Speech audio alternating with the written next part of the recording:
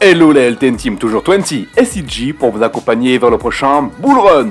Le projet du jour est un projet qui fait grand bruit depuis l'airdrop de Arbitrum. Pourquoi ? Tout simplement parce que celui-ci devrait, paraît-il, en faire un également. Maintenant, est-il sur le même segment ? On va le découvrir ensemble. On le sent venir, le prochain Bull Run verra sans aucun doute les Layer 2 être des stars et la bataille sera sûrement féroce. Le projet du jour en est un et l'important va être de voir s'il apporte quelque chose de nouveau. Comme vous en avez l'habitude maintenant, vous verrez une explication sur l'utilité et le fonctionnement du projet, une analyse graphique et nous finirons par vous donner notre avis personnel sur celui-ci. Pour ne pas rater nos prochaines émissions et nos JT quotidiens, surtout abonne-toi. Et si en plus tu peux mettre un like, ça serait parfait.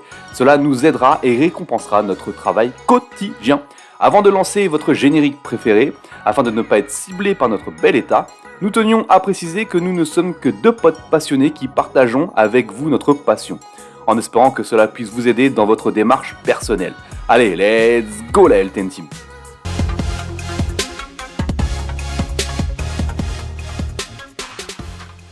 Bonjour à tous, bonjour 20. Le projet du jour est celui de ZK Sync Era. Pour le moment, le projet ne possède pas de token et c'est ce qui alimente les rumeurs d'airdrop. Juste pour rappel, un airdrop est le fait de distribuer des tokens du projet aux utilisateurs ayant permis de tester les fonctionnalités de ce projet. ZK Sync Era est donc un projet Layer 2 pour la blockchain Ethereum.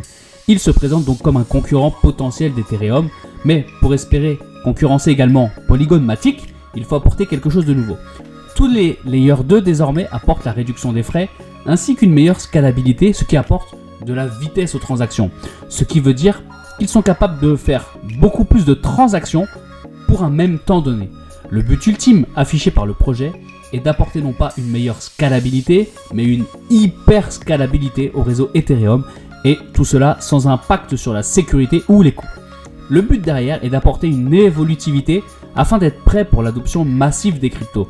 Lorsqu'il y aura encore plus d'utilisateurs, il faudra que les protocoles puissent encaisser un afflux de monde bien supérieur à ce qu'il y a actuellement. Ce qu'il faut garder en tête, c'est que les layers d'eau ont apporté une grande évolution grâce à la réduction des frais et à l'augmentation de la vitesse de transaction par rapport à ce que l'on avait il y a 2 ans. Il y avait une forte congestion du réseau et des frais exorbitants. On va essayer de voir ensemble comment fonctionne ZK Sync Era de la manière la plus simple possible afin de voir en quoi celui-ci est révolutionnaire ou non d'ailleurs. Déjà, ce qui fait que les transactions soient plus rapides réside dans le fait que celles-ci sont vérifiées en groupe et non séparément. Vous vous doutez que cela apporte de la vitesse. Alors comment cela fonctionne-t-il ? Un utilisateur vient comme à son habitude signer une transaction.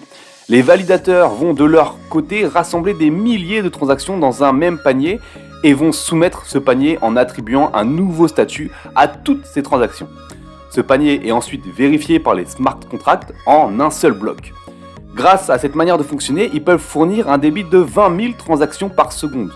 Leur ambition est d'ailleurs, en plus, d'avoir un débit de 100 000 transactions par seconde à terme. 2 choses très importantes sur ce projet, il y a déjà 200 projets qui seraient prêts à développer sur leur réseau. Vous pouvez voir les principaux à l'écran, mais en lisant les noms de Chainlink, Aave, Uniswap, il y a quand même des géants de l'industrie crypto. Mais également au sujet des investisseurs lors des levées de fonds, il y a des fonds d'investissement géants tels que Blockchain Capital ou encore Venture. Mais également plein d'acteurs de l'écosystème avec Ethereum Foundation, Bybit, Coinbase, Venture et autres. Pour conclure sur ce projet, il a de grandes ambitions avec ses rêves de grandeur en termes de nombre de transactions par seconde. De notre côté, vous le savez, nous pensons que les Layer 2 vont être les grands acteurs de 2024-2025 du prochain cycle.